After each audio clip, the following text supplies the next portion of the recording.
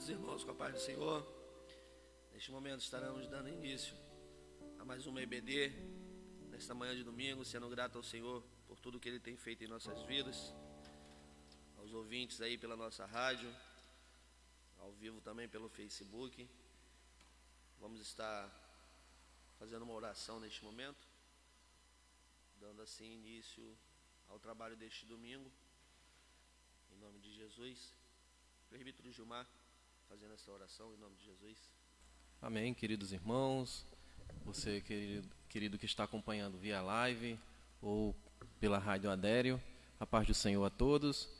Vamos orar em nome de Jesus. Querido Deus, eterno Pai Celeste, em nome do Teu Filho amado Jesus Cristo, nós entramos em Tua presença, gratos por estarmos aqui esta manhã e assim podermos, meu Deus, estudar mais um tópico desta lição, na qual estamos aprendendo conceitos acerca da Tua igreja eleita, com base na carta de Paulo aos Efésios. Deus querido, ser conosco, nos ajuda, abre a nossa mente, abre o nosso coração, que possamos, meu Pai, entender e também colocar em prática aquilo que estaremos estudando esta manhã. Fica conosco, recebe o nosso louvor, recebe a nossa adoração, é o que nós te pedimos e te agradecemos em nome de Jesus. Amém. Amém. Os irmãos que nos acompanham pelo Facebook, se quiser compartilharem aí, está divulgando esta aula que será abençoada por Deus, em nome de Jesus. Os irmãos que não conhecem nossa rádio, também pode procurar aí Adério 24 horas, o aplicativo na Play Store. Vocês também poderão acompanhar pela rádio, não somente a aula, mas também 24 horas adorando a Deus juntamente conosco. O Ministério de Louvor estará louvando ao Senhor com os hinos da harpa, dando prosseguimento aí ao trabalho. Saudamos a igreja com a paz do Senhor. Iremos louvar o hino de número 300 da harpa cristã.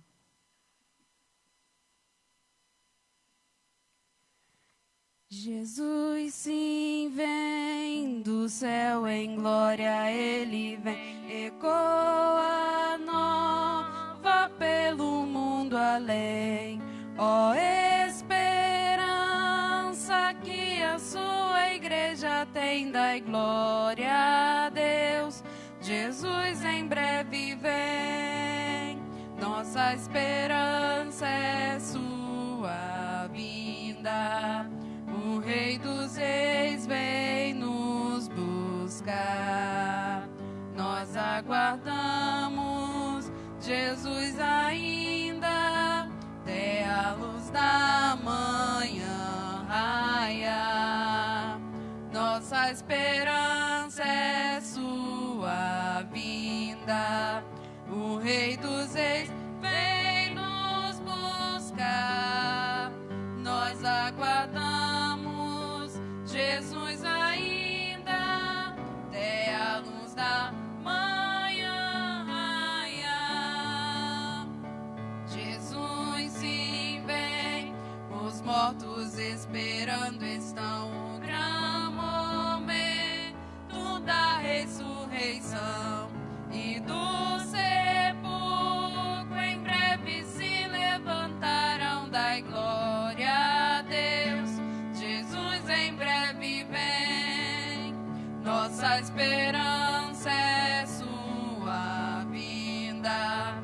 O Rei dos Reis vem nos buscar. Nós aguardamos Jesus ainda, até a luz da manhã raiar. Nossa esperança é sua vinda. O Rei dos Reis vem nos buscar. Nós aguardamos Jesus ainda, até a luz da manhã raiar. Jesus sim vem, cercado de esplendor, aniquilando a confusão e a dor, quebrando os laços do astuto usurpador, dai glória a Deus. Jesus em breve vem, nossa esperança é sua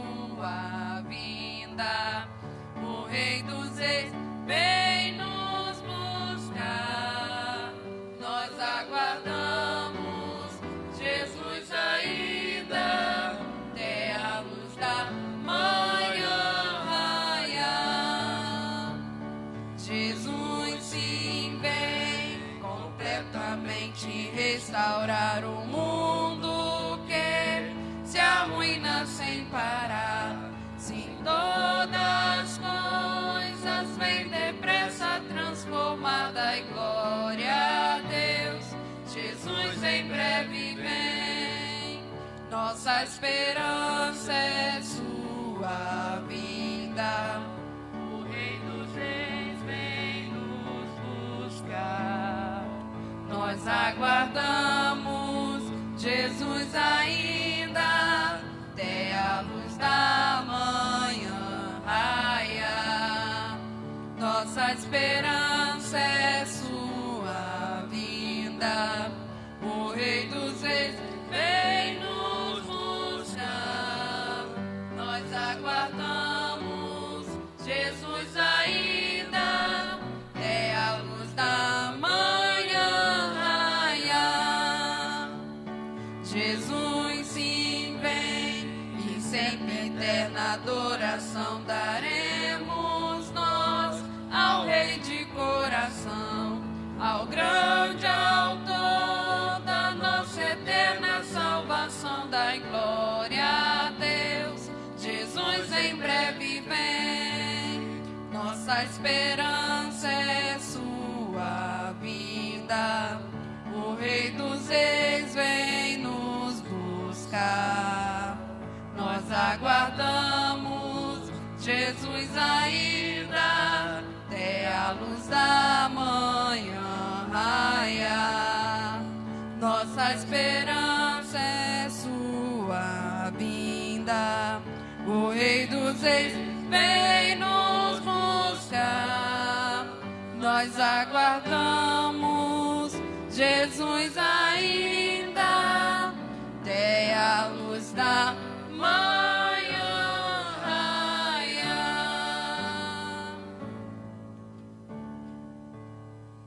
Aleluia. Glória a Deus. Iremos louvar agora o hino de número 491.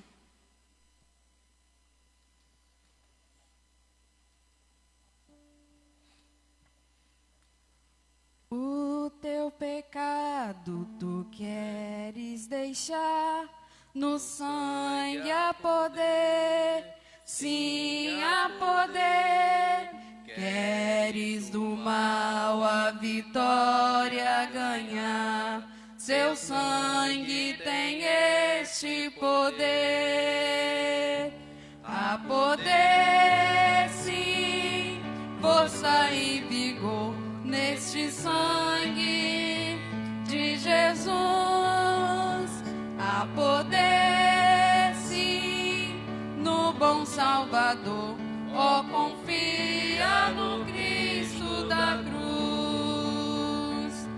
Queres os vícios abandonar, no sangue há poder, sim há poder. Confia em Cristo para te curar, seu sangue tem este poder. Há poder, sim, força e vigor neste sangue de Jesus. Há poder, sim, no bom Salvador. Ó, confia no Cristo da cruz. Ó, paralítico, queres andar, no sangue há poder, sim há poder, para fazer-te também caminhar. Seu sangue tem esse poder. Aleluia. Há poder, sim, força e vigor neste sangue de Jesus. Há poder, sim, no bom Salvador.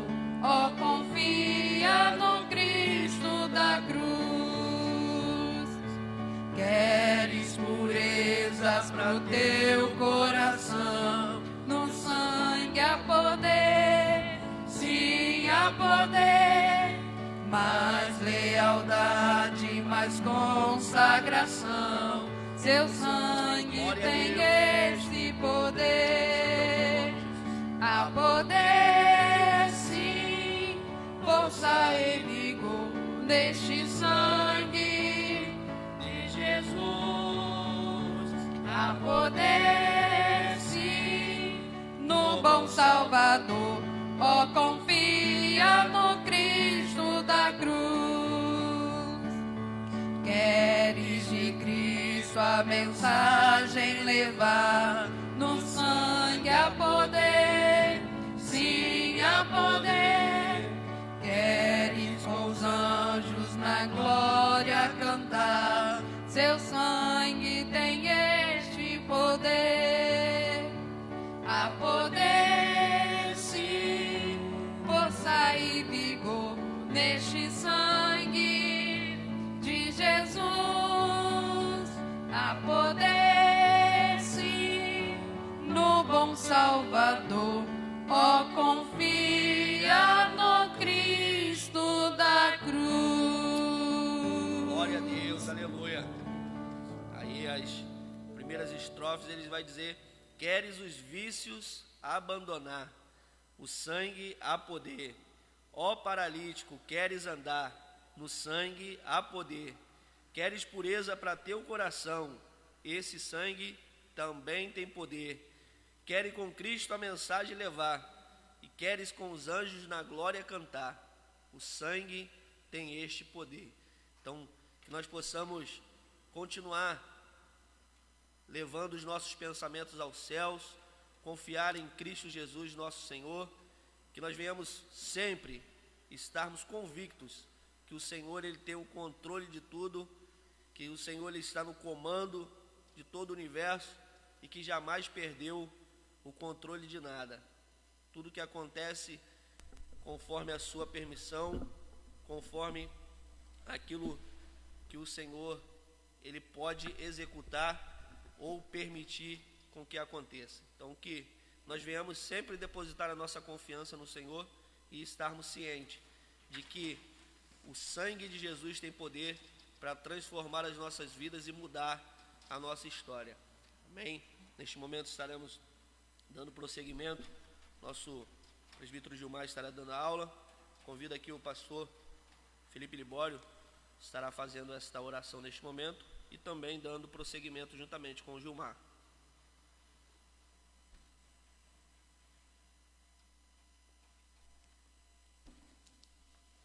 Saúde os irmãos com a paz do Senhor. Amém. Senhor, te agradecemos, ó Deus, por mais essa manhã que tu nos deste, por mais, ó Deus, essa oportunidade de estarmos reunidos para aprendermos, ó Deus, acerca da tua palavra.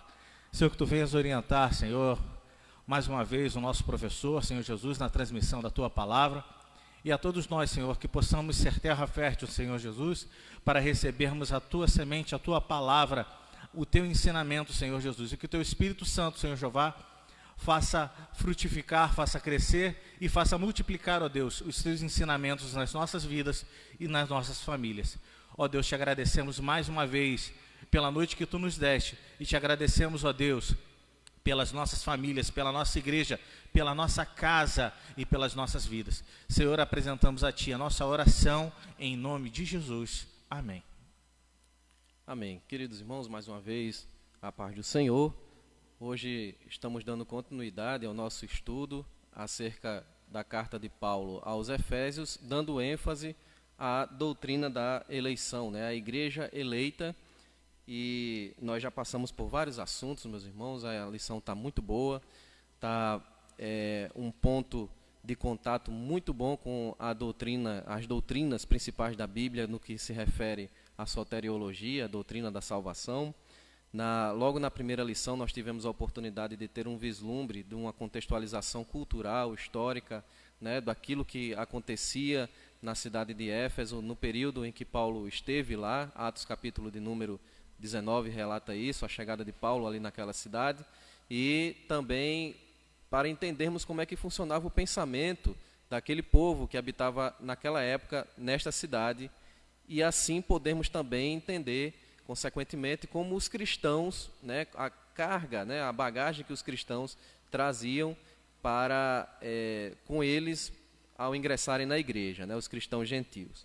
Na segunda lição, foi ministrada pelo nosso pastor Felipe Libório, acerca da sublimidade das bênçãos espirituais. O apóstolo Paulo faz uma apresentação de grandes bênçãos espirituais trazidas à igreja, dentre as quais a gente pode elencar a bênção da eleição, a bênção da predestinação, a bênção da adoção como filhos, não é? Por meio de Jesus Cristo, e várias outras bênçãos espirituais que a gente vai estar estudando ao longo de toda esta lição, de todo esse trimestre.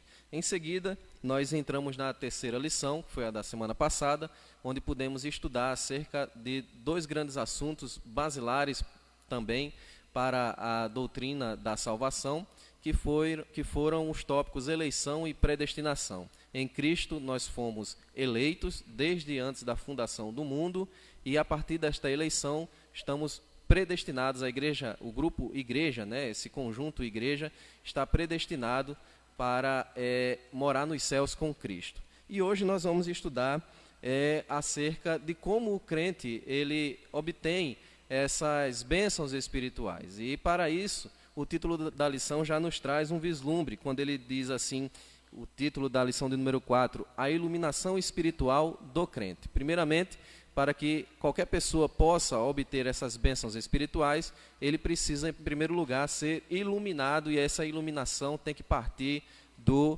Espírito Santo. O texto áureo está em Efésios, capítulo 1, versículo número 17, que diz assim: para que o Deus de nosso Senhor Jesus Cristo, o Pai da glória, vos dê em seu conhecimento o espírito de sabedoria e de revelação.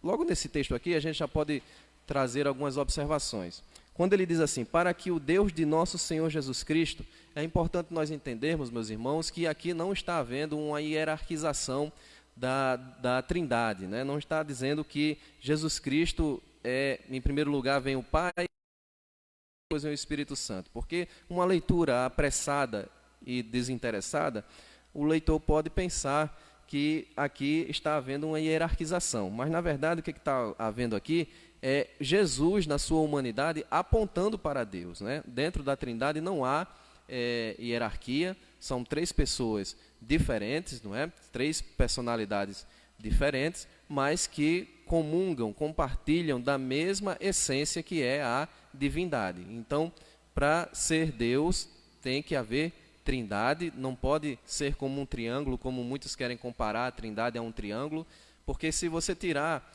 um dos lados do triângulo, aquilo ali deixa de ser um triângulo. Do mesmo jeito, na Trindade não há essa possibilidade de retirada de um dos entes que compõem ali a Trindade. Não há possibilidade de retirar o Pai, não há possibilidade de retirar o Filho, nem o Espírito Santo.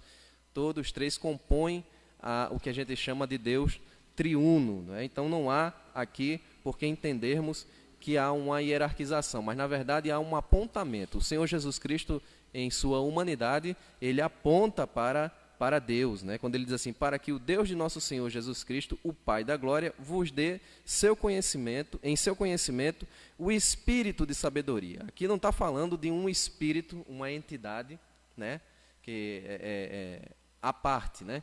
Que a sabedoria é um espírito, ou que a revelação é um espírito. Não, o que está falando aqui é de ânimo. Espírito aqui é ânimo, que nós possamos ter animosidade, que nós possamos ter disponibilidade de buscarmos a sabedoria de Deus e de buscarmos a revelação de Deus. Então espírito aqui é um sentimento de busca, não é?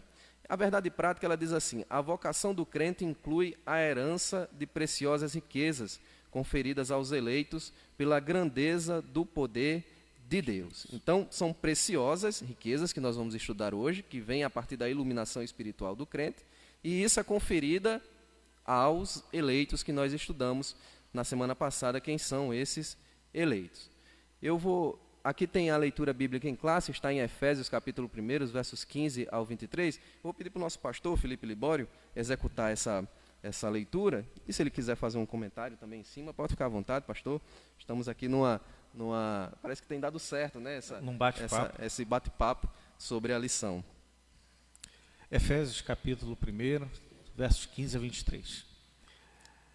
Pelo que ouvindo eu também a fé que entre vós há no Senhor Jesus e o vosso amor para com todos os santos, não cesso de dar graças a Deus por vós, lembrando-me de vós nas minhas orações, para que o Deus de nosso Senhor Jesus Cristo, o Pai da glória, vos dê em seu conhecimento o espírito de sabedoria e de revelação, tendo iluminados os olhos do vosso entendimento, para que saibais qual seja a sua vocação e quais as riquezas da glória da sua herança nos santos. E qual a sobreexcelente grandeza do seu poder sobre nós, os que cremos, segundo a operação da força do seu poder, que manifestou em Cristo, ressuscitando-o dos mortos e pondo-o à sua direita nos céus, acima de todo principado e poder e potestade e domínio e de todo nome que se nomeia, não só neste século, mas também no vindouro. E sujeitou todas as coisas a seus pés, e sobre todas as coisas o constituiu como cabeça da igreja, que é o seu corpo, a plenitude daquele que cumpre em tudo em todos.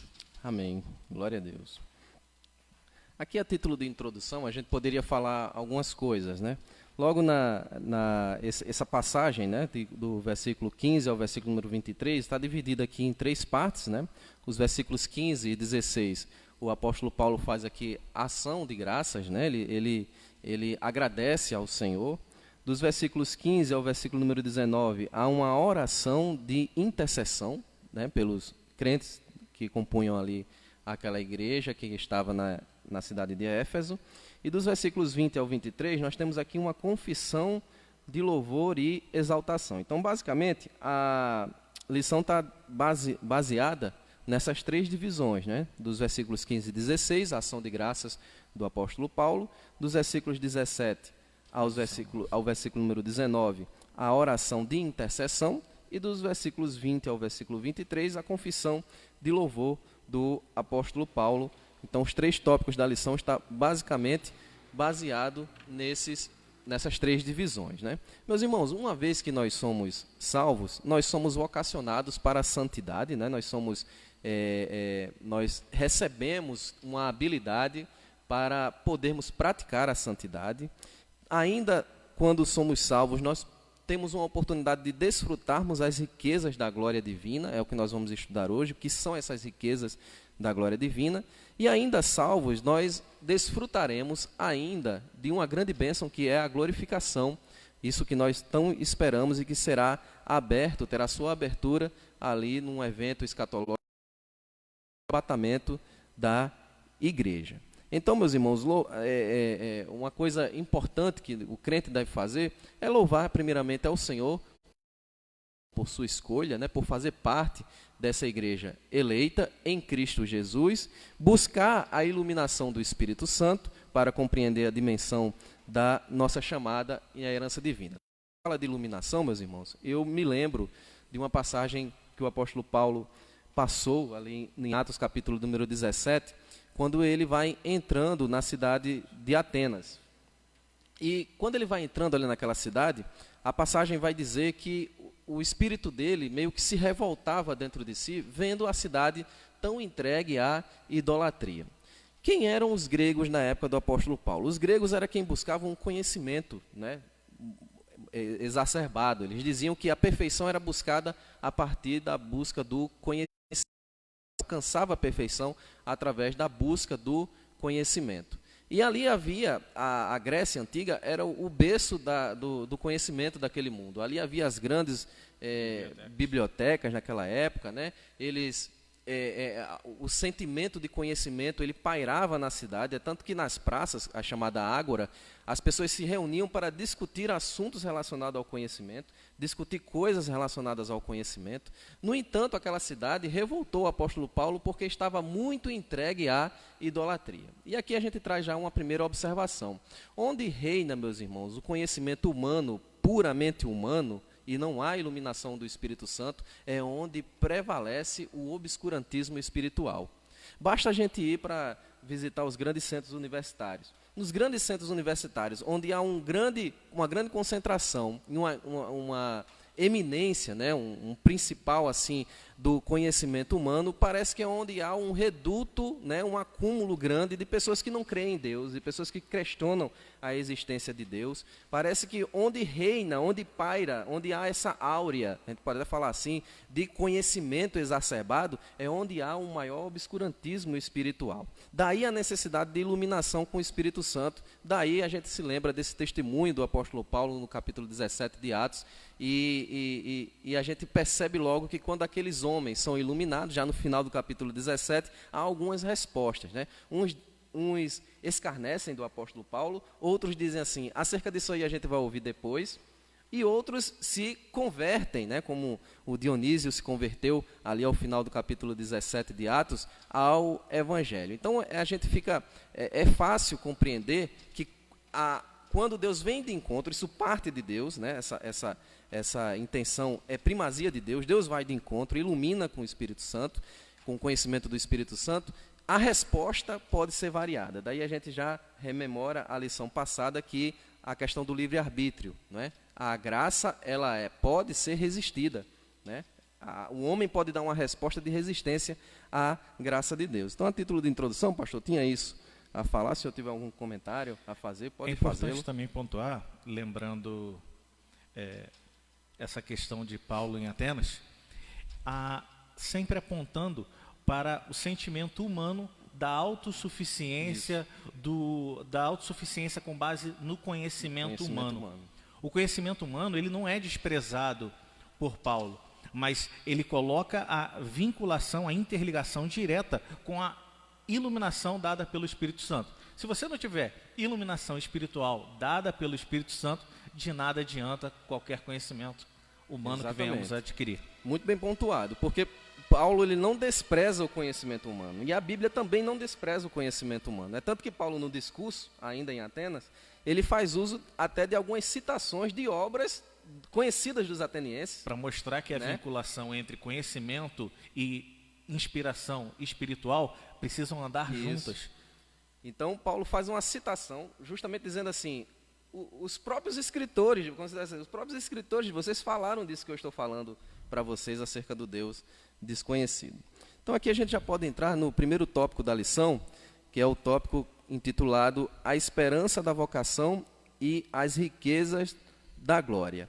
E aqui, nesse tópico, é enfatizado, né, voltando à nossa leitura bíblica em classe, a primeira parte da leitura, né, que são os versículos 15 e 16, onde o apóstolo Paulo faz algumas ações relacionadas aqui à igreja em Éfeso. É interessante notar que no início do versículo 15 do capítulo 1, ele diz assim, pelo que, ouvindo eu também a fé que entre vós há no Senhor Jesus e o vosso amor para com todos os santos, não cesso de dar graças a Deus por vós, lembrando-me de vós nas minhas orações. Olha que coisa interessante, meus irmãos. Ele ouviu acerca do que estava acontecendo ali naquela igreja.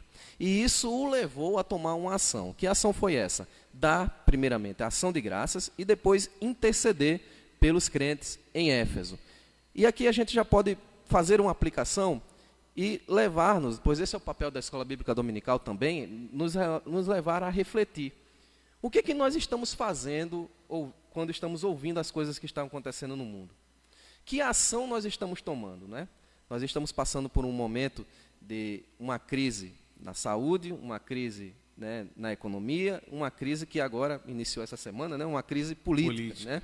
Nós estamos entrando em um momento de crise. O que é que nós estamos fazendo ouvindo acerca dessas coisas? Veja que o apóstolo Paulo não ouviu coisas ruins acerca dos Efésios, ele ouviu coisas boas. Mas mesmo ele ouvindo coisas boas, isso levou o apóstolo a tomar algumas ações. Que a primeira ação que ele toma, da ação de graças, agradecer a Deus, né, dar graças a Deus. Em primeiro lugar, o versículo 16 vai dizer, pela vida dos eleitos, e em segundo lugar, por todas as bênçãos espirituais recebidas. E em segundo lugar, primeiro ele agradece pela vida dos eleitos, depois ele dá graças a Deus pelas bênçãos recebidas, né? São duas grandes coisas que nós devemos fazer, nunca nos esquecermos de agradecermos a Deus pela grande bênção da eleição. Pastor, isso é importante, o senhor que exerce o pastorado, tem contato, recebe muitas ovelhas, né? Podemos colocar assim, no seu gabinete, né? Que vem conversar diversos assuntos. E como a gente tem observado que isso tem caído na mesmice, né? A gente não consegue mais enxergar que nós fazemos parte de um grande povo que herdou uma grande bênção. Parece que quando a gente olha os nossos cultos, talvez agora não, quando a gente voltarmos desse isolamento social, talvez volte com mais energia, um fervor, né? mais energia. Fervor. Mas parece que os nossos cultos, eles ficam em uma mesmice, as pessoas ficam vindo e parece que é aquela mesma coisa, o mesmo semblante, né? Não há mais aquele sentimento de alegria exacerbada, e isso leva até algumas pessoas a se enquadrarem em se afastarem do convívio da igreja. Sim. E se intitularem desigrejados, né? Não quero mais fazer parte desse grupo, eu posso ser crente em casa, eu posso exercer o meu culto coletivo em casa, né? E aqui o apóstolo Paulo, ele dá graças a Deus pela vida dos eleitos. E ele dá graças a Deus pelas bênçãos espirituais recebidas. E mostra e aponta também para algo que foi falado nas últimas aulas, que as bênçãos espirituais sobre a vida dos eleitos, elas são contadas, elas são palpáveis, elas são sentidas, elas são notórias. Não é algo que apenas eu digo que recebi. Isso. É algo que eu reflito que eu já recebi. Isso. É um sentimento. A gente sente em isso aí. Uma segunda coisa que ele faz é interceder. Interceder pela vida dos crentes em Éfeso. Irmãos, interceder, essa palavra intercessão, ela anda, né, em comunhão com empatia. Interceder é você... Ninguém pode interceder da boca para fora. Alguém que está dirigindo um culto, chama alguém para fazer uma história, é importante que a gente sinta a dor daquele objetivo daquela oração. Se orar por alguém que perdeu um ente querido, é importante que a gente se lembre também de uma determinada oportunidade em que perdemos um ente querido em nossas vidas. É importante que a gente... É importante que a gente se lembre da possibilidade de perdermos um ente querido. Isso nos ajuda a termos um sentimento de empatia, nos colocarmos no lugar, né, e intercedermos. E o apóstolo Paulo faz uma intercessão. Paulo, ele intercede pelos efésios para que eles possam ter ciência da iluminação da grande bênção que eles estavam recebendo. Quando o mesmo apóstolo Paulo está escrevendo na segunda carta aos Coríntios, capítulo 14, o verso 15, ele vai dizer: o homem natural, ele não compreende as coisas que são espirituais, porque as coisas espirituais só são compreendidas por meio do Espírito, por meio de uma atitude espiritual.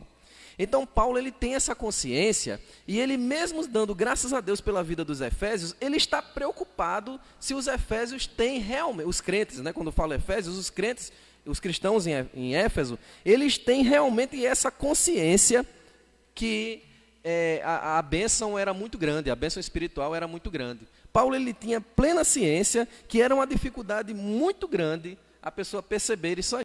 A pessoa parar de observar as coisas de um modo natural e observar as coisas de um modo espiritual. Ele sabia, tinha ciências que isso era uma coisa muito difícil. Então, Paulo dá graças a Deus, mas intercede, né? Ele interceder vem muito de sentir a dor. Basta lembrar de Moisés, quando ele está intercedendo pelo povo. É fantástico, porque ele tem uma determinada vez que o povo peca e Deus diz: eu vou destruir esse povo. Moisés cai em oração ali, como se estivesse sentindo a pobreza e a miséria daquele povo, e diz: Senhor, não faça isso, e intercede, e usa de argumentos diante de Deus, dizendo assim: Senhor, não faça isso, porque o que dirão as outras nações, né, que tu tirasse o povo do Egito para destruir? Isso é intercessão, se colocar no lugar. Paulo está intercedendo pelos efésios, e nós devemos interceder pela igreja, e por nós possamos entender as coisas de Deus, não de uma forma natural, mas de uma forma espiritual. Isso não é uma coisa fácil, meus irmãos. Isso exige de nós desprendimento e exige de nós uma vida de constante espiritualidade por meio de leitura da Bíblia, oração, tudo isso. E a grandeza que isso alcança, a glória que é manifesta, é como se virasse, quando a gente está fazendo, está aprendendo sobre alguma determinada coisa, e é aquele momento em que vira a chave: opa, agora eu entendi isso. Agora eu entendi a profundidade desse conhecimento. E assim são as coisas espirituais reveladas pelo Espírito Santo. quando nós sentimos plenamente, entendemos plenamente, é nos revelado plenamente através do Espírito Santo, toda a glória, tudo aquilo, a participação gloriosa do Espírito Santo nas nossas vidas é transcendental. É verdade. Então, meus irmãos, é importante nós termos essa ciência. Embora pareça, né, de uma leitura da carta aos Efésios que estava tudo bem, é importante a gente lembrar que essa consciência de que as coisas espirituais se discernem por meio espiritual, isso é muito difícil porque nós estamos mergulhados em um mundo natural. E a nossa tendência natural é buscar explicações naturais para todas as coisas. Exatamente.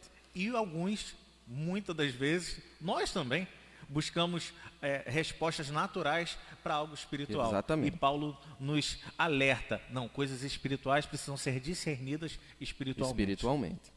E aí aqui a gente já entra no subtópico 2, a esperança da vocação, o primeiro tópico aqui de uma dessas riquezas citadas por Paulo, não é, que precisa ser entendida de uma forma espiritual. Vamos fazer uma diferenciação aqui entre a esperança do mundo e a esperança do cristão, né? A esperança do mundo, ela funciona da seguinte forma: um mundo sem o Espírito Santo, né, sem uma conversão a Cristo, entende a esperança da seguinte forma, como um anseio. Eu espero que isso aconteça. E eu tenho uma esperança que isso possa acontecer. Então, a esperança do mundo é baseada em uma probabilidade. Uma expectativa. Uma expectativa que isso possa acontecer. A esperança do crente é diferente. É uma convicção de algo que vai acontecer, exatamente. Por isso que ele fala a esperança da vocação. Nós vimos semana passada que a igreja ela foi eleita em Cristo antes da fundação do mundo. A partir dessa eleição, ela está predestinada, né, se manter em uma vida de santificação, em uma vida, né, de desprendimento para Deus, está predestinada a obter a salvação. Também a igreja está vocacionada, né? O que é vocação? Quando a gente diz assim, o pastor Felipe, ele é músico, né? Toca instrumento, era ele que estava tocando ali o teclado para as irmãs cantarem os hinos aqui. Já deve ter ouvido muito isso, né? As pessoas dizem, o Senhor tem uma vocação para isso. O Senhor tem o dom, tem uma habilidade para isso aí, né? Então, o que é vocação? Vocação é uma tendência, uma habilidade para aquilo. Você é como se você fosse... às vezes a gente até usa uma frase para isso aí. Você foi chamado para isso, né? Quando a gente vê aquela pessoa dedilhando um instrumento de uma forma maviosa, né? O salmista Davi, ele era o mavioso arpista de Israel, né? Então, quando ele tocava as coisas, as pessoas ouviam aquilo e eram logo instigadas a louvar ao Senhor, né? Vocação é isso, é tendência, habilidade para aquilo. Quando nós somos eleitos, somos predestinados, a igreja também ela é vocacionada, ela recebe uma habilidade para poder exercer ações de santidade e assim poder fazer parte, né, do rol daqueles que irão herdar a vida eterna. Vocação tem relação com isso aí. Então ele vai dizer aqui na nossa lição que a esperança do crente ela divide-se em pelo menos 3 aspectos. O primeiro aspecto que ele fala aqui é que Deus chamou pessoas no passado. E em 2 Timóteo capítulo 1, verso 9, nós vamos ver aqui que ali o apóstolo Paulo ele diz que ele nos salvou e nos chamou com santa vocação antes dos tempos dos séculos. Então, antes dos séculos começarem a ser contados, Deus já havia nos chamado com santa vocação. Esse havia chamado não tem a ver com o chamado individual. Chamou o pastor Felipe individualmente e não importa o caminho que ele siga, ele está chamado, ele não vai resistir àquela graça, ele sempre vai estar trilhando no caminho. Não é nesse sentido, mas está falando no sentido de presciência de Deus. Deus, ele já sabia antes da fundação do mundo quem iria ser salvo e quem não iria ser salvo. Quem iria ter uma vocação para viver uma vida de santidade e quem não iria ter essa vocação. E é interessante a gente observar que existem muitas pessoas dentro da igreja que fazem parte da igreja, estão nos cultos, são uma bênção, participam, regem coral, tocam, pregam, fazem tudo, mas muitas vezes aquela pessoa interiormente, isso só Deus é capaz de saber, eu não tenho capacidade de fazer esse tipo de julgamento, não tem uma vocação para aquilo. Uma vocação para mostrar para o mundo que é possível viver uma vida de santidade. Então, meus irmãos, por isso a preocupação de Paulo. Por isso a preocupação de Paulo a ponto de levá-lo a interceder. Porque a gente vive da aparência, a gente vive do que a gente está observando. Eu estou olhando aqui o irmão Gilmar dá uma aula na escola dominical. O irmão Gilmar, às vezes, pega um instrumento e toca. O irmão Gilmar é uma benção, é um vocacionado para... Só Deus sabe, meus irmãos, os conflitos que existem no coração de Gilmar e que muitas vezes o fazem questionar se realmente esse é o caminho. Só Deus sabe. Por isso a importância, frisando aqui, por isso a importância da intercessão para que possamos entender as coisas espirituais de uma forma espiritual. Porque eu não conheço o coração do pastor Felipe. Com certeza. Então eu tenho que orar para o pastor Felipe. Senhor, abençoa o pastor Felipe, para que ele possa entender realmente as coisas espirituais, mesmo que ele já entenda. Deus sabe se ele entende ou não, mas eu preciso nos aponta interceder. a necessidade da intercessão. Isso.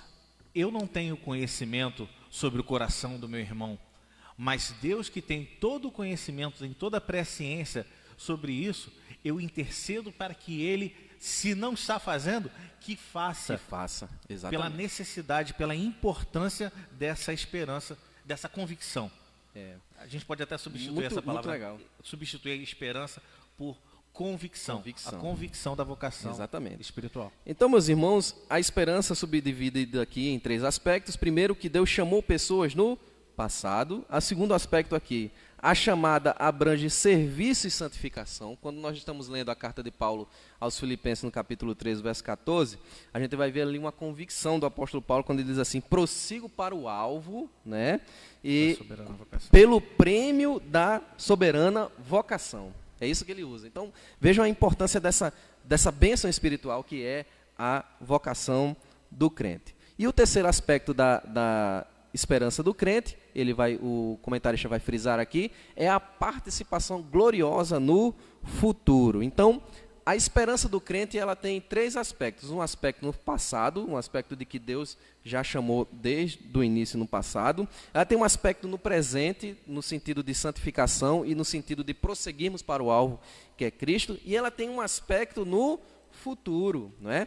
A esperança do mundo tem um aspecto somente no futuro. A esperança do crente, não, ela abrange todos os aspectos temporais, aí, passado, presente e futuro, porque o passado nos mostra, nos dá convicção, o presente é onde temos que aplicar, nós temos que exercer essa esperança, e o futuro é o desfruto da bênção. E aí aqui, 1 Coríntios, Paulo escrevendo a sua primeira carta aos Coríntios no capítulo 13, o verso de número 12, ele vai dizer: porque agora vemos por espelho, mas lá na frente nós vamos ver como o Senhor realmente é, face a face. Nós agora vemos como se estivesse vendo por um espelho, mas futuramente veremos face a face. Outra coisa que precisamos pontuar é a questão do homem natural. O homem natural, sem Cristo, ele até olha para o tempo futuro, mas ele olha para o tempo futuro com incertezas. Com certeza. Já aquele salvo, remido pelo sangue do Cordeiro, aquele que sabe e tem conhecimento e busca a esperança da vocação, ele tem a convicção de que o futuro já está pronto e preparado para ele. Exatamente. Para todos nós que compreende tanto a vida eterna quanto a esperança, a convicção de conhecer Deus face a face. Exatamente. O homem natural não tem essa convicção. Glória a Deus. Então, meus irmãos, daí a importância de intercedermos um pelos outros, porque a gente não sabe os conflitos internos das pessoas. É interessante nós notarmos também aqui o subtópico 3, as riquezas da glória, né, da sua herança. Então o apóstolo ele pede para que os crentes eles entendessem, né, as riquezas da glória da sua herança, versículo de número 18 do capítulo 1.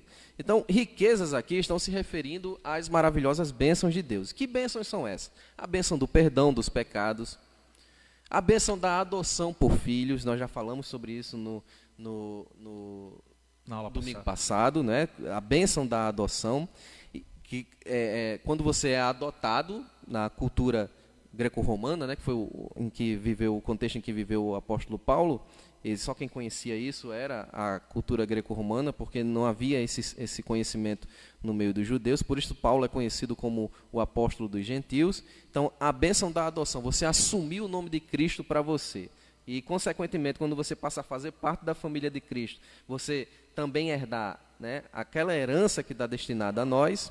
também vai falar aqui acerca das bênçãos que são desfrutadas no porvir. E aqui a gente pode citar Colossenses capítulo 1, verso número 12. Deus, meus irmãos, Ele nos dá fé, nesse versículo vai dizer assim, para sermos idôneos para participar da herança dos santos. Então percebamos sempre, meus irmãos, que é sempre uma ação de Deus, nunca é uma ação do homem, é sempre uma iniciativa de Deus. É sempre Independe Deus, da nossa vontade. independe da nossa vontade, como bem frisou o pastor Felipe aqui. Então os salvos, meus irmãos, tomarão posse da herança preparada desde a fundação do mundo.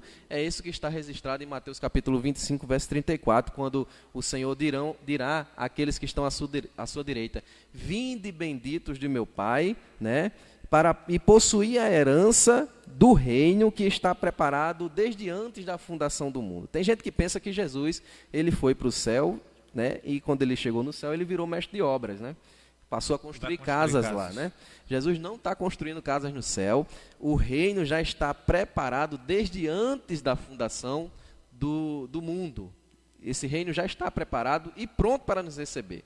Quando Jesus fala em João capítulo 14, acerca de que ele precisa ir para preparar lugar, está se referindo à sua morte, que consumaria ali o plano de salvação na vida do crente. A passagem nos diz: não se turbe o vosso coração, credes em Deus, credes também em mim. Na casa de meu Pai há muitas moradas. Exatamente. Aí um contexto. Se assim não tivesse, se não tivesse, ele colocou essa condição, se não tivesse, eu vos teria dito, vou e vos prepararei lugar. Ou seja, se não tivesse, ele iria preparar, mas à frente ele nos mostra através de Paulo que já estava preparado, já havia presciência e pré-conhecimento, conhecimento pleno, porque pré-conhecimento a gente fala que a gente pode comparar ao conhecimento humano, mas o conhecimento de Deus, ele é incomparável. Já havia um conhecimento pleno dele, de quem haveria de morar com ele nos céus. Com ele nos céus, exatamente. Meus irmãos, a gente precisa entender que Deus, ele abrange passado, presente e futuro. Ele não precisa viver, né, nem ter expectativa, não. Ele observa de cima assim e já vê tudo como se fosse já uma linha única, contínua, sem precisar buscar puxar pela mente, como a gente diz, né? Eu vou ter que puxar pela mente aqui para me lembrar. Então, somente aqui, já estamos encerrando o primeiro tópico da lição, uma reflexão para nós, meus irmãos, pois esse é um dos objetivos da Escola Bíblica Dominical. Nós estamos tendo ciência da grande bênção que é ter os pecados perdoados. Nós estamos buscando essa ciência. E isso, nós estamos intercedendo uns pelos outros para que os outros também possam entender essa bênção espiritual.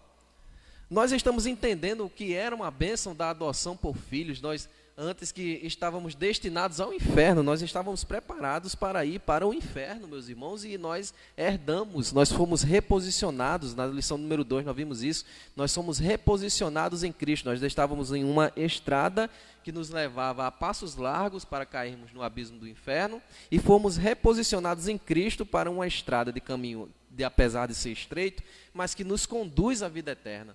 Nós estamos cientes dessa tão grande bênção. Nós estamos indo para os nossos cultos, cientes dessa grande bênção que é ter o convicto de pecados perdoados, de adotados, e de que iremos desfrutar no porvir, ou esse desfrutar no porvir virou história de carochinha para a gente também? E nós estamos vindo porque... Ou alguns tornaram até expectativa. Se o porvir chegar... Exatamente. Convicção, meus irmãos. O céu já está preparado para todos nós. Exatamente. Basta reconhecermos que somente em Cristo podemos alcançá-lo. E aí aqui a gente já pode entrar no assunto do tópico 2, quando ele fala acerca da sobreexcelente grandeza e força do poder divino. Sobreexcelente é acima da excelência, né? É um superlativo, é algo que não pode ser conceituado com palavras comuns, palavras naturais. E o que é sobreexcelente? O que é tão grande, né? Ele vai falar aqui que é a força do poder divino. O subtópico primeiro vai dizer assim, ó, a sobreexcelente grandeza do seu poder. Paulo, ele orou, né, para que os salvos pudessem entender essa tão grande bênção, essa sobreexcelente grandeza do poder de Deus. Ele usa alguns adjetivos, né, para isso aí. Um deles é extraordinário, né? Quando ele está escrevendo em Atos capítulo número 8, verso de número 13, a gente vai ver ali o evangelho sendo pregado em Samaria, nesse capítulo. E aí a gente vai ver que ali o evangelho ele é pregado com poder. Com poder, né?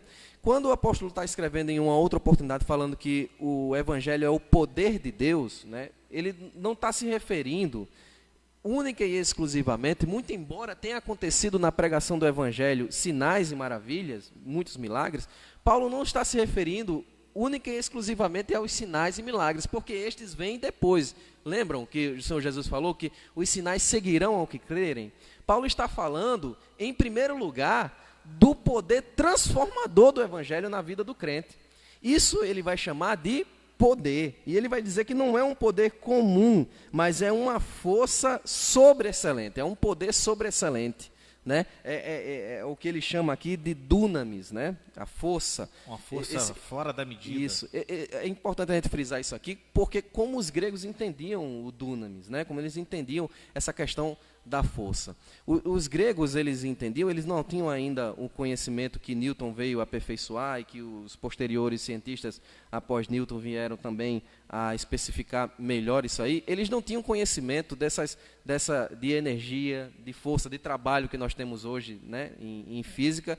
Os gregos não tinham. Então eles chamavam isso aí, essa influência, eles chamavam de dunamis, era uma questão de metafísica, ou seja, isso está além do físico que eu estou observando. Paulo pega isso aí como um ponto de contato para explicar que o que me move a ter uma vida transformada em Cristo não é a minha vontade, mas é um poder sobreexcelente que vem de Deus. Estão entendendo, meus irmãos, como a doutrina ela se fecha sempre e parte sempre para dizer que a iniciativa vem de Deus, ela parte primeiramente de Deus. Então Paulo não está falando aqui única e exclusivamente dos milagres que aconteceram durante a pregação do evangelho, mas ele está falando antes, em primeiro lugar, do valor que tem o poder transformador da iluminação do evangelho na vida do crente. Com certeza. E aí no subtópico 2 ele vai falar acerca da força do poder divino. E é o versículo número 19 da leitura que nós lemos. Segundo a operação da força do seu poder, né?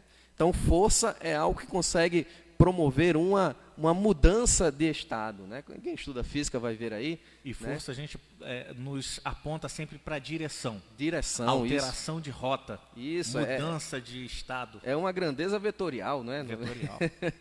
Quem é estudante de física aí vai poder, quem está estudando aí para concurso e estuda física, vai ver que força é uma grandeza que aponta para uma direção e uma variação de um estado, né? Você está no estado parado, estou com o meu celular aqui parado em cima da minha mesa, eu aplico uma força sobre ele, ele sai do estado de repouso e passa a entrar no estado de movimento. Outra situação, tem direção certa e sentido certo.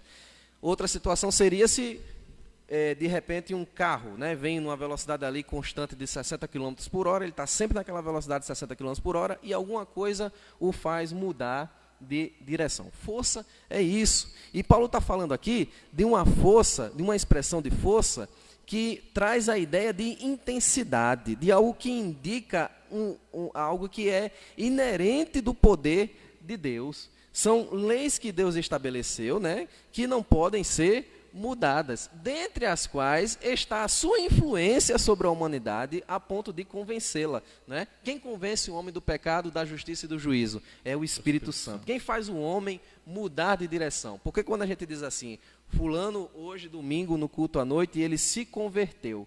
Conversão é mudar de direção. Eu estava indo numa direção e fiz uma conversão à esquerda, mudei de direção para a esquerda. É isso. É melhor converter à direita. Hã?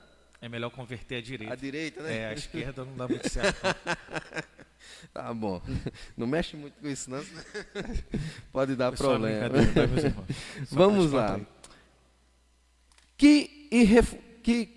O que o apóstolo Paulo usa como exemplo para demonstrar essa irrefutável força do poder de Deus? Primeira coisa que ele utiliza é a ressurreição de Cristo.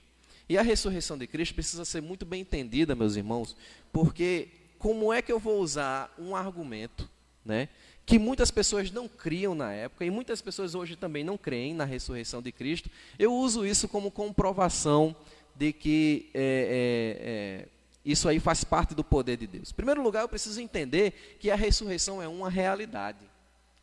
A ressurreição é uma realidade. E existem argumentos apologéticos para comprovar essa realidade. Né? Esses argumentos apologéticos estão diretamente relacionados com a veracidade da Bíblia. A Bíblia é o livro que apresenta o pecado sem medida. A Bíblia é um livro que ela não tem jeitinho brasileiro para demonstrar determinada coisa, não. Ela apresenta sem medida.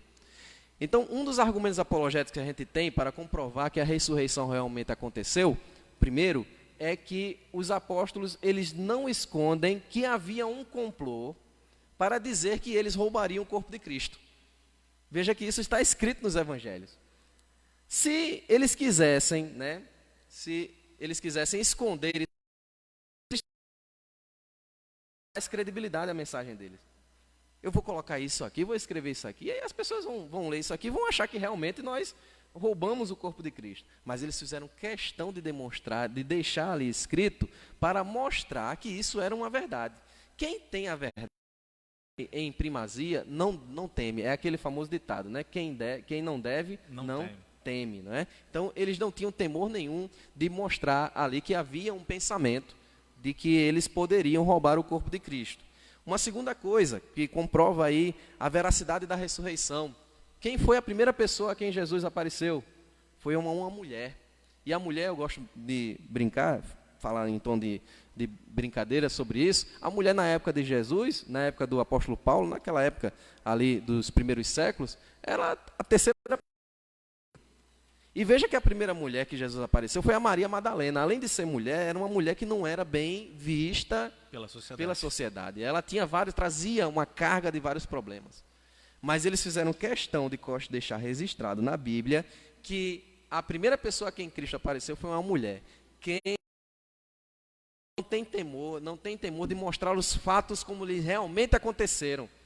Muito embora, às vezes a gente está vendo um julgamento acontecendo e a gente olha assim, não fala isso não, rapaz, você falando isso aí vai dar margem para alguém pensar determinada coisa. Mas a verdade acontece, meus irmãos, nós temos que defendê-la, custe o que custar. Não importa o que se passa na cabeça das outras pessoas, eu tenho que defender a verdade até o fim. E aí entra o terceiro argumento que comprova a ressurreição. Eles morreram por essa verdade. Alguém pode até, né, defender uma mentira por muito tempo. Por todo o tempo. Morrer por uma mentira? Alguém morre por uma mentira? Entenderam isso.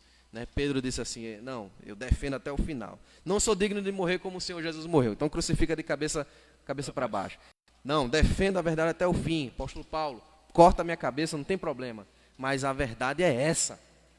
A verdade tem que ser defendida. Então, uma das comprovações que ele usa para demonstrar esse poder irrefutável do Senhor Deus está na ressurreição de Jesus. E aquele mesmo Jesus que foi ressuscitado por Deus, né, se fazendo as primícias do que dormem, aí é o próximo tópico, esse mesmo Deus é o que nos dá esperança para entendermos que a nossa ressurreição, que acontecerá, né, daqueles que morreram, dos mortos em Cristo, é uma certeza que vai acontecer. Uma outra prova irrefutável dessa força e desse poder é a ascensão de Cristo à direita de Deus nos céus. Número 20 da nossa leitura, quando ele diz assim, que manifestou em Cristo, ressuscitando-o dos mortos e pondo-o à sua direita nos céus, acima de todo principado e potestade e domínio, e de todo nome que se nomeia, não só neste século, mas também no vindouro. É interessante a gente observar isso aqui, porque o que se passava na mente de um grego? Na Grécia Antiga havia muito essa força da mitologia grega. E na mitologia grega, um deus, quando ele descia à terra, era porque esse deus estava sendo castigado. Havia um castigo para ele. E esse castigo era ele cumprir uma missão, uma determinada missão aqui na terra, deixar a sua glória de Deus lá, Deus com D minúsculo, né, na mitologia grega, e descer aqui com uma missão. Paulo pega isso aí e apresenta Jesus de uma maneira diferente. Jesus, ele não veio aqui na terra por um castigo do Deus Pai sobre o Deus Filho, não. Ele veio por opção própria. Vocês lembram lá de Isaías, quando Deus pergunta, quem há de ir por nós? E Jesus, ele se coloca ali à disposição e desce até aqui a terra, desce com propósito, né, de não perder a sua vida, mas ele mesmo entregar a sua própria vida. Os irmãos estão entendendo o link que Paulo está fazendo? É importante a gente entender isso aqui e buscarmos por uma contextualização do que se passava na cabeça de um grego naquela época, para entendermos o que está. E deuses da mitologia que ficavam castigados aqui na terra, o nosso Senhor Jesus Cristo, segunda pessoa da Trindade, Deus também, ele não ficou aqui na terra, ele foi assunto aos céus, ele ascendeu aos céus e está sentado à direita de Deus. E isso é comprovado quando a gente lê Atos capítulo número 7, Estevão viu isso aí, ele teve uma visão disso aí, e isso é tão verdade, e aqui se eu fosse um pregador de chafurda, eu ia dizer que estou todo arrepiado aqui, meu irmão. Porque isso foi tão verdade que Estevão, quando viu aquilo ali, ele disse, pode apedrejar agora, que eu quero ir para lá, eu quero ir para perto disso aí que está acontecendo, eu quero ir para a glória. E daí a gente entende o apóstolo Paulo quando ele diz assim, em nada eu tenho a minha vida por preciosa, contanto que eu cumpra o propósito de Deus, que ele me chamou aqui na terra. Meus irmãos, é coisa maravilhosa isso, e muitas vezes a gente está passando batido nessas coisas, porque estamos observando o procedimento de A, procedimento de B, estamos observando forma de culto tal, forma de culto outro, ou como uma igreja faz o culto. A gente está se perdendo nessas coisas terrenas e se esquecendo dessas tão grandes bênçãos espirituais. A gente está focado apenas na nossa visão horizontal. Olha para cima, olha para o alto. Outra coisa que ele vai falar aqui, além da ressurreição, como prova da força do poder de Deus, além da ascensão de Jesus à direita nos céus de Deus, em terceiro lugar ele vai falar acerca da sua elevação acima de todo o domínio. Ele é o que ele fala que na nossa leitura, no versículo de número 21, acima de todo principado e poder e potestade, e domínio, e de todo nome que se nomeia, não só neste século, mas também no vindouro. Estamos com medo, estamos passando por um momento de crise, meu Deus, vai se perder tudo. Como vai ser segunda-feira? Como vai ser amanhã? Como vai ser essa próxima semana? Todo mundo assustado. Lembremos do apóstolo Paulo, meus irmãos, que orava, né? Estou falando isso em termos de contextualização, para o momento que nós estamos vivendo, né? Paulo, ele orava pelas autoridades para que ele aconselhou Timóteo assim, para que tivéssemos uma vida de paz, né? Não estejamos preocupados, meus irmãos, se o poder, o que vai acontecer aí no futuro político do Brasil ou da nossa cidade, não estejamos preocupados com essas coisas, meus irmãos, mas entendamos em primeiro lugar que há um poder acima de todo principado, acima de todo governo, e que esse poder, Jesus Cristo, nos deu poder, a igreja também, para estar acima de todo principado. Isso me dá poder para pisar a cabeça de Satanás, esmagar a cabeça? Não, isso não me dá poder para desrespeitar determinados, né, seres angelicais, espirituais, não me dá poder para isso, mas me dá poder para ter a convicção de que eu faço parte de um grupo que também, junto com Cristo, isso só foi possível por causa de Cristo, estamos também acima de tudo isso aí. Daí a gente, pastor, pode fazer uma contextualização e esforçar os irmãos, exortar os irmãos a não estarem preocupados. Não esteja preocupado com o governo A, governo B, não esteja preocupado com esquerda, direita, não esteja preocupado com pandemia, não esteja preocupado com essas coisas. Não esteja preocupado com essas coisas, esteja convicto que ao seu lado está Jesus, que está acima de todo principado e que você junto com ele está acima de tudo isso. Apenas ore ao Senhor, entregue nas mãos do Senhor e descanse. O pastor quer falar alguma coisa nesse tópico? Então vamos avançar para o tópico 3. Cristo é o nosso exemplo de exaltação.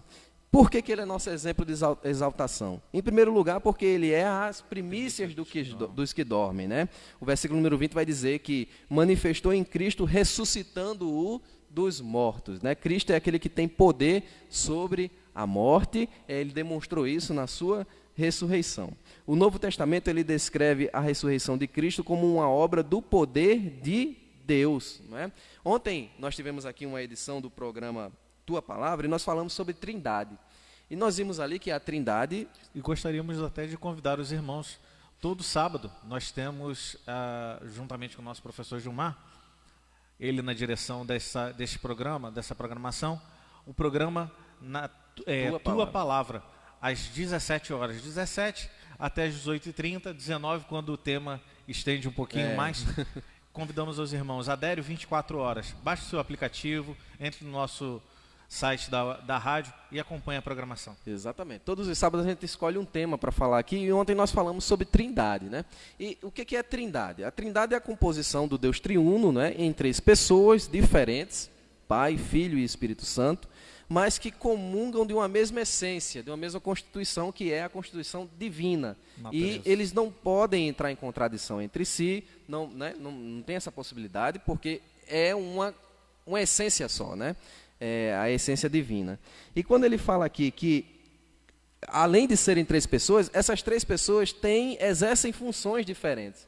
E aqui nessa passagem, quando ele fala aqui que o Novo Testamento descreve a ressurreição de Cristo como obra do poder de Deus, a gente já percebe aqui uma das funções, né, do Pai, da primeira pessoa da Trindade. Além da função criadora, ele tem a função também ele teve a função também de ser o consumador do plano de Deus em Cristo Jesus, quando ele o ressuscitou dos mortos. Cristo foi quem exerceu esse plano. O Espírito Santo tem uma outra função hoje, que é dar força à igreja, é uma espécie de força motriz, é o que move a igreja para ir de encontro a essa esperança que nós estamos aguardando se cumprir naquele grande dia em que seremos arrebatados. Ao ressurgir dentre os mortos, Cristo foi feito primícias dos que dormem. A ressurreição de Jesus é a garantia de que seremos ressuscitados, né? 1 Tessalonicenses capítulo 4, verso 14, Paulo falando acerca do arrebatamento da igreja, ele vai falar que aqueles que estão dormindo ressuscitarão primeiro para se encontrar com aqueles que estão vivos e que estão sendo arrebatados nos ares, e assim se encontrar com o Senhor e entrar com ele eternamente ali nas bodas do Cordeiro e desfrutar de uma eternidade com ele. É bênção sobre bênção, né, meus irmãos? Né, pastor? Daí a gente entende esse termo que Paulo usou, que é sobre excelente, né? Está acima da excelência. É uma grande bênção. O subtópico 2 ele vai dizer, Cristo ele é elevado à direita de Deus. Então Paulo aqui está reforçando o poder de Deus, quando da sua elevação, né, ao trono, versículo 20, pondo-o à sua direita nos céus. Aqui, meus irmãos, está em foco a ascensão de Cristo, em referência a uma promessa messiânica que está lá registrada no Salmo 110 e teve o seu cumprimento em Atos capítulo 1, verso número 16. Então, meus irmãos, esse grau de exaltação para uma posição de honra e autoridade, né, como o apóstolo Paulo faz acerca de Jesus Cristo, indica um completo triunfo de Cristo sobre o pecado e as forças do mal. Esse triunfo, meus irmãos, também ele está assegurado a nós, os salvos. Porque isso foi endossado por Cristo. A nossa participação na vida celestial justifica a expressão que Paulo utilizou. Nos fez assentar nos lugares celestiais. Estamos tendo ciência disso aí, meus irmãos? Estamos tendo consciência dessas grandes bênçãos que Deus tem nos concedido? Ou nós estamos tão preocupados com as bênçãos materiais que estamos nos esquecendo dessas tão grandes bênçãos espirituais? Vou dizer uma coisa a você. Talvez você ultimamente nunca mais tenha ouvido sobre isso. Quando a gente passa a focar nas bênçãos espirituais, as naturais, as coisas materiais, a gente até esquece. Eu olho para... Tem gente que está passando, né, por esse período que nós estamos vivendo, como se nada tivesse acontecendo. Existem pessoas que estão desesperadas, não sabem para onde ir, não sabem o que acontece. Tem gente que está em casa essa hora, sem saber o que fazer, olhando para o nada, angustiadas, ansiosas. Mas nós temos o grande privilégio de termos um foco nessas bênçãos espirituais e passarmos por isso aí, como vencedores em Cristo Jesus. Como nós cantamos no hino, né, número 300, né? A nossa esperança é a sua vinda, o Rei dos Reis vem nos buscar. Então prossigamos para o alvo, que é Cristo. O pastor quer falar algo, pastor? Não. E esse triunfo apresentado, ele também é assegurado aos salvos. 1 Coríntios capítulo 15, a partir do verso 55, diz assim: onde está, ó morte, teu aguilhão? Onde está, ó inferno, a tua vitória? Ora, o aguilhão da morte é o pecado, e a força do pecado é a lei. Mas graças a Deus, que nos dá a vitória por nosso Senhor Jesus Cristo.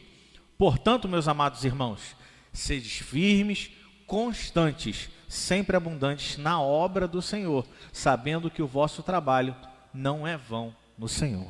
Amém. Glória a Deus. Meus irmãos, outro exemplo aqui, né, que comprova a exaltação de Cristo acima de todo principado, é o fato dele ter sido elevado à direita de Deus. Então, Paulo reforça mais uma vez é o subtópico 3, né? Cristo exaltado sobremaneira, né? Isso significa, meus irmãos, que ele foi elevado acima de toda eminência, né? Eminência é principal do governo, né? Aquele que exerce a função de principal. Então ele está acima de toda eminência, do bem e do mal e de todo título que se possa conferir nessa era e também no porvir. O resultado disso aí é o triunfo que traz alguns benefícios para a igreja. É um benefício que o autor da lição coloca como um benefício duplo. E o primeiro desses benefícios aqui é quando ele diz aqui que Deus fez Cristo o cabeça da igreja, ou a cabeça da igreja, né? Cristo, ele é aquele que faz parte desse corpo, né? Ele faz parte desse organismo junto com a igreja, né? Eu já até dei esse exemplo aqui. A gente pode até ver, né, na mitologia dos mitos aí, algumas coisas que existem sem cabeça, mula sem cabeça, algumas dessas coisas. Mas a gente nunca vai ver um corpo, né, na realidade, andando sem cabeça. Uma barata, né, eu vi até uma curiosidade sobre isso aí, uma barata pode sobreviver até uns 2 dias, parece, sem a cabeça, mas ela não vai morrer por falta da cabeça, mas ela vai morrer de fome. Não tem por onde entrar a comida para ela. Mas com a igreja não acontece isso, meus irmãos. Porque a igreja é um corpo e não pode sobreviver sem a cabeça que é Cristo. Já pensou um corpo sem cabeça? Não sobrevive. Não consegue dar continuidade. Então a gente precisa entender que esse triunfo de Cristo, exaltado sobremaneira, sentado à destra de Deus, lá na glória, nos traz uma dupla bênção. A primeira bênção é termos Cristo como nosso condutor, Cristo como nosso líder, Cristo como a nossa cabeça. A segunda bênção que ele vai falar aqui é uma responsabilidade que ele deu à igreja, de ser a expressão plena de Cristo. Efésios capítulo 1, verso número 23, que é o seu corpo, a igreja é o seu corpo, a plenitude daquele que cumpre tudo em todos. Meus irmãos, é um grande privilégio nós, como igreja, termos a responsabilidade de mostrarmos para o mundo que é possível viver uma vida de santidade. Só que o que tem acontecido muitas vezes, nós temos não agido como embaixadores do Evangelho. E no lugar de trazermos essa responsabilidade e enaltecermos o reino de Deus, e muitas vezes nós estamos envergonhando o reino de Deus. Nós envergonhamos o reino de Deus quando damos aquele jeitinho para enrolar o nosso patrão. Nós envergonhamos o reino de Deus quando nós damos aquele jeitinho, né? Tem gente que tem medo de que a esposa pegue o celular. Tem homem que tem medo que a esposa pegue o celular. Tem senha criptografada, 256 né? letras. Né? Eu já ouvi de alguns colegas, né? Que uma determinada vez acordou com um menininho pequenininho, colocando ali o celular no rosto dele para poder, né, abrir ali de alguma forma, e a esposa... Meus irmãos, isso não é a atitude, né, de uma igreja que recebeu esse tão grande desígnio, que é ser luz para o mundo, que é mostrar... Eu dei aqui só alguns exemplos, mas tem muitas outras situações em que nós somos confrontados a mostrarmos que é possível viver uma vida de santidade no mundo. Será que o mundo está vendo em nós isso aí? Existe uma porcentagem de ateus, no último censo, saiu aí uma porcentagem de 7% da população brasileira se diz ateia, né? Se declaram ateus. E uma determinada igreja, que eu não me lembro o nome, foi fazer um estudo para saber por que isso está acontecendo. E eles chegaram à conclusão que as pessoas se diziam ateias, a maioria se disse, decepcionadas com a igreja. Entraram na igreja, e entendamos, meus irmãos, existe uma diferenciação... com o povo que frequenta a igreja. Existe uma diferenciação entre, e é justamente isso que eu vou enfatizar agora, entre a igreja local e a igreja realmente espiritual que vai morar no céu, que só Jesus sabe quem é que faz parte dela. Então, essas pessoas se disseram decepcionadas com o que viram dentro da igreja local, dentro do convívio com as pessoas que compõem a igreja local, né? E é triste nós observarmos isso, meus irmãos, porque nós estamos falhando, e até me incluo nisso aí, nós nos incluímos nisso aí. É triste nós observarmos que estamos falhando no nosso ofício de sermos luz no mundo, de sermos uma tocha que aponta para Cristo, não é? E essa lição ela veio muito a calhar, porque veio nos lembrar dessa tão grande responsabilidade que nós temos de demonstrarmos para o mundo que é possível viver uma vida separada do pecado, que é possível escolher não somente pelo pecado, mas escolher por Cristo. E isso todo dia, toda hora, em todo momento. Não é uma coisa de momento, não. É de estado, é toda hora, é todo instante. E a nossa responsabilidade como igreja é por buscar a santificação. Exatamente. Por buscar a santificação. Não somos seguidores de Cristo, somos corpo de Cristo. Exatamente. E corpo sente, né? Corpo sente. Às vezes a gente olha para o nosso dedo mínimo, mindinho aqui do pé, e diz, para que serve isso, né? Não dá nada por ele. Não dá nada por ele, tão feio, né? É o gordinho, né? Aquela coisa, né? Podendo nem existir. Mas topa numa quina para você ver, né? Aí, como é que o corpo age? Todo corpo sente a dor, né? O cérebro logo manda para todo o corpo esse sentimento da dor que é sentida por uma topada que você levou lá no dedo mindinho. Aí, meus irmãos, o nariz não olha e diz assim, o que está acontecendo aí? É o dedo mindinho, deixa para lá. Não, o corpo ele não age assim não. O corpo sente a dor, todo o corpo sente a dor. Ninguém diz assim, deixa ele para lá, é coisa do dedo mindinho, né? Não. Então isso nos rememora, meus irmãos, a importância de cada um de nós, uns para os outros. A importância que o pastor Felipe tem para mim, a importância que o Zé Daías tem para mim, que está ouvindo aqui essa mensagem, diácono Lucas, você que está aí ouvindo essa live, a importância que nós temos uns para os outros. Paremos com esse negócio, meus irmãos, de valorizarmos as pessoas pelo que elas demonstram ser no altar. Paremos com esse negócio de valorizarmos as pessoas que elas demonstram ser no altar.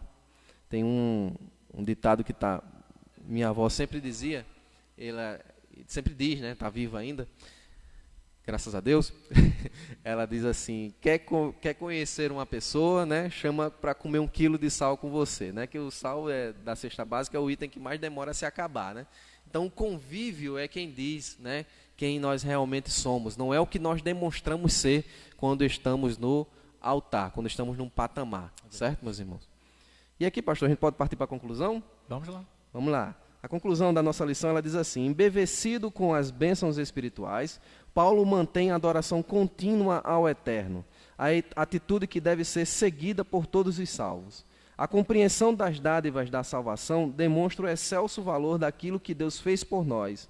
Seus atos poderosos viabilizam a transformação e a glorificação dos que creem. Aleluia, né? Esse brado aí de louvor e adoração. Então, meus irmãos, vamos entender essa sobreexcelência, né, da nossa vocação divina, né? Vamos entender a sobreexcelência dessa iluminação que vem por meio do Evangelho, que nos faz trilhar por caminhos agora, veredas pelas quais nós podemos ver por onde estamos indo, a sobreexcelência do poder divino, da força do poder divino, manifestado ali na ressurreição, manifestado ali na elevação de Jesus, elevado à destra de Deus, e manifestado também na colocação, no posicionamento de Jesus acima de todo o domínio. E tenhamos em mente, meus irmãos, que em Cristo nós temos o exemplo de exaltação, porque Ele foi a primícia dos mortos, Ele está elevado à direita de Deus e Ele está exaltado sobremaneira. Possamos, meus irmãos, ter essa plena consciência e voltarmos ao nosso convívio, né, de uma coletividade congregacional, de uma igreja saudável, de uma igreja que sabe para onde está indo, de uma igreja que prossegue para o alvo, que é Cristo. Amém? Glória a Deus. Estamos terminando, meus irmãos, essa live nesta manhã, mas convidamos os irmãos que puderem estar conosco a partir das 19h30, 19 horas ou 19h30? 19h30, nós estaremos transmitindo o culto juntamente com a juventude aqui em nossa igreja. Convidamos os irmãos que puderem nos acompanhar através da live no Facebook E peço aos irmãos também, nós temos um canal no YouTube chamado Adério 24 Horas.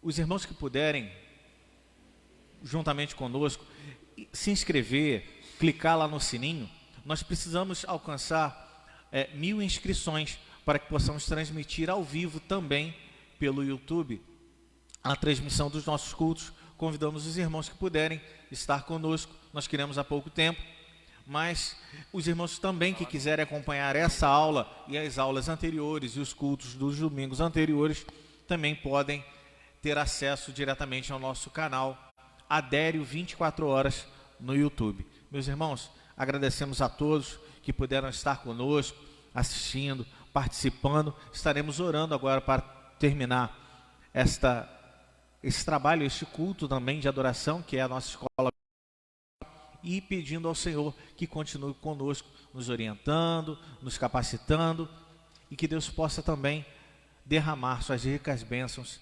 espirituais e também materiais na vida de cada um dos irmãos, em nome de Jesus. Amém. Senhor, te agradecemos, Deus, por mais essa oportunidade de estarmos reunidos, Senhor Jesus, aprendendo acerca da Tua palavra, e te pedimos, Pai, continua conosco, nos abençoando, nos guardando, guardando as nossas famílias, ó Deus, guardando a todos aqueles, Pai, que têm contato conosco. Senhor, Tu tens nos livrado, Tu tens, ó Deus, nos fortalecido, e te pedimos, Pai, derrama uma bênção especial sobre cada um, Senhor Jeová, ao alcance das nossas vozes. Ó Deus, que aonde tocarmos, ó Deus, Tu possas estar conosco, que onde pisarmos, ó Pai, Tu possas estar conosco, Senhor Jesus. Continua, nos dê um almoço abençoado na Tua presença, e continua conosco, que possamos, ó Deus, retornar e cultuar a Ti, Senhor, até que Tu venha. Ó Senhor Jesus, te apresentamos essa adoração, este culto, essa oração, ó Pai, e te agradecemos, ó Deus, pela oportunidade de falarmos contigo. Em nome de Jesus, te agradecemos por tudo. Amém. Amém. Amém. Graças a Deus. Graças a Deus.